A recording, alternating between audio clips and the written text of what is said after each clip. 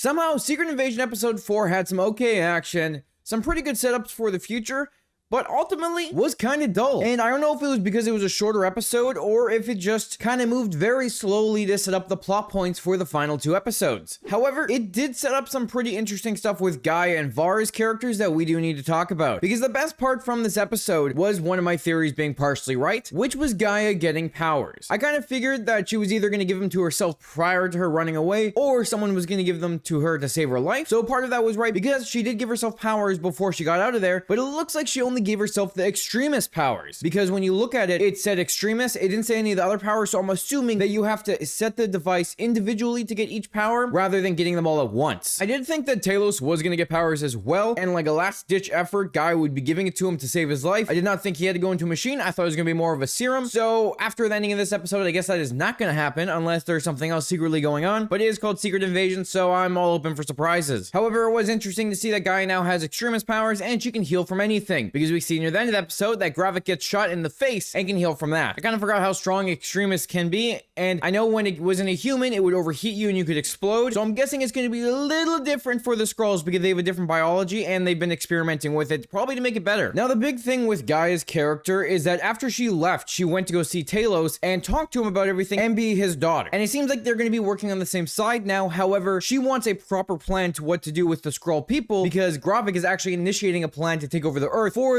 them to live there. Talos' whole plan is, we're going to help stop this invasion, then I'm going to go to the president, use it as a bargaining chip so that they can have somewhere to live on Earth and have like an embassy. Now, the only problem with this is that even Gaia says that's kind of delusional, because humans, first of all, will not accept you. They see a green alien, they're going to be like, yeah, hell no, get off my planet. They don't really like anyone that looks different. Even with the superheroes, if you look different or are different in general, X-Men for example, because everyone hates them in the comics, they're going to go after you. I get where Gaia is coming from too, because she wants to be able to live in her own skin. Talos thinks they need to make compromises to have a home. So I don't think everything's going to work out the way they want it to, especially because Earth is probably not going to like that they're shape-shifting aliens that can infiltrate any kind of government, and I don't think they're going to want that living on Earth. Now, after Gaia left him, I believe it's probably going to be a lot more impactful now after the last episode. She's probably going to blame herself for not staying with her father, but we'll talk about that a little bit more in a bit. Now, we got a shocking reveal about Vara this episode, because it turns out that she was playing the long con all along, that she was sent by Gravik to kill Fury. I should have been expecting Fury to be listening in on her meeting with Rhodey, because the last episode he was sus when she was on the phone and then left, so of course he's going to be doing some spy shit, but I think she also partially left the phone there so that he could plant a bug on it, because there were subtle hints in this where, you know, they might regret being married to one another, but at the same time they still loved each other in a sense. There's a bunch of stuff kind of going on there where they just kind of have marriage counseling problems that they need to address. But Fury did listen to his wife say that he's a broken man after the blip, so that must hurt a little bit and feel a little bit betrayed that your wife thinks that you're a broken man. Once Fury does confront her about everything, he does say that she is his biggest mistake. Marrying her was something that he shouldn't have done. However, if he was to do it all over again, he probably wouldn't change anything, which is just another subtle hint that he does care about her, and that even if he had to change it, he wouldn't. Even her saying she initially found someone that would be able to infiltrate him and get close to him, and that's why she chose the face she chose. Also, on top of it, she even told the person she was taking the identity of that she was going to do it, and all that she was asked was to be a daughter to her parents, to not hurt the man she was going to fall in love with. She did one of the things, she kind of hurt the man, but at the same time, I do think that she fell for Fury over the years. And when they both go to shoot each other, they both miss on purpose, which right there is another sign saying neither of them really wanted to kill each other. They were kind of showing their determination to not back down. I don't think they're done. I know we're seeing her a little bit more in the series later, so there's some interesting stuff that's probably going to happen between those characters later on,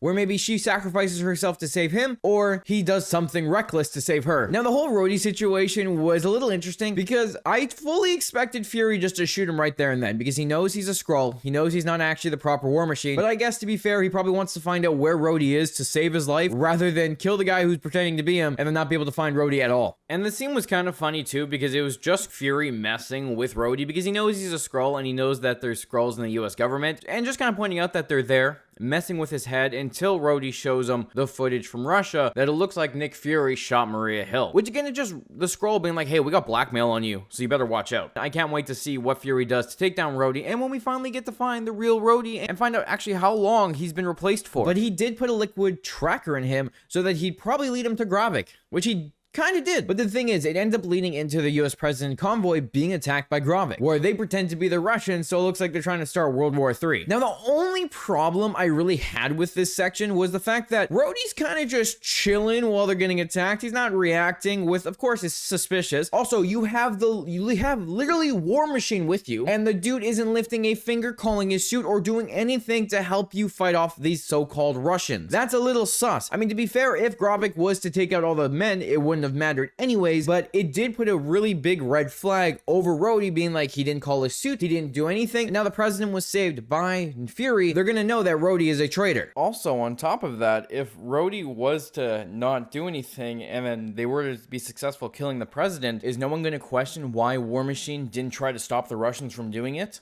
Because he would be the only survivor. And also the other thing I had a problem with was the fact that Talos and Fury just kind of casually walked onto the battlefield and started taking people out. Like, it wasn't very, like, really rush into it at first. It was just like, just taking a stroll into the battlefield to start shooting Skrulls. But it was cool to see Gravik use Groot's powers. That was interesting. I'm interested to seeing how he's going to use the other stuff as well, because we've seen him use Extremis, and I'm kind of curious to see how they're going to show Obsidian's and the Frost Beast's strength, and if there's going to be any visual representation of that. And when Talos got shot in the arm, he was turning into an alien. One of the British soldiers was like, oh, he's an alien, goes to shoot him, doesn't shoot him because of Fury. First of all, if this guy is with Fury, standing right next to him, I know he's an alien, but they're trying to save the president, I think that would cause, you know, being like, oh, okay, that's fine. But also, if you're so suspicious of this guy being an alien and Fury's like, oh, it's okay, he's with me, aren't you going to suspect that Fury's also an alien? So just a little weird plot point there that I'm kind of curious to why they even put in. But the soldier ended up being Gravik in the end, because I'm guessing Gravik killed him, then took his place, and then stabbed Talos in the heart. So Talos is now dead. And I'm actually shocked that Fury didn't go back to grab Talos' body in the middle of the war, especially after the fact that he left Maria Hill. I thought he would have went and grabbed Talos so they could bring it to Gaia, because most likely, because he is an alien, there's a good chance someone might take the body to do experiments on, unless it goes to the British intelligence, and then he might be able to get it back from Sonya. But that was one hell of a shocking moment, because I was not expecting Gravik to